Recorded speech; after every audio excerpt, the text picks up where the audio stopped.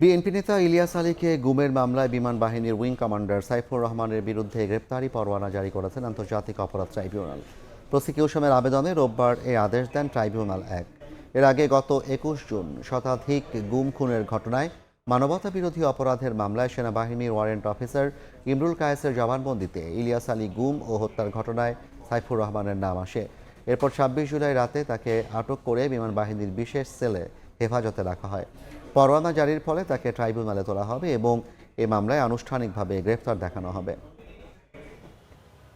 ২০১২ সালের এপ্রিল মাসে বিএনপি নেতা ইলিয়াস আলীকে গুম করার যে অভিযোগ আছে সেই অভিযোগের সাথে সম্পৃক্ততার অভিযোগে বিমান বাহিনীর কর্মকর্তা উইং কমান্ডার সাইফুর রহমান সাইফকে গ্রেফতার করার জন্য অ্যারেস্ট ওয়ারেন্ট বা গ্রেফতারি পরোয়ানা জারি করেছেন আন্তর্জাতিক অপরাধ ট্রাইব্যুনাল। এই মামলাটা ইতিপূর্বে আসামি হিসেবে জিয়াউল হাসান গ্রেফতার ছিলেন। তদন্ত কর্মকর্তা তার তদন্তে আরো অগ্রগতি হওয়ার সুবাদে তিনি আবেদন করেছিলেন এবং তার এই আবেদনের প্রেক্ষিতে সাইফুর রহমানের বিরুদ্ধে গ্রেফতারি পরোয়ানা জারি করা হবে।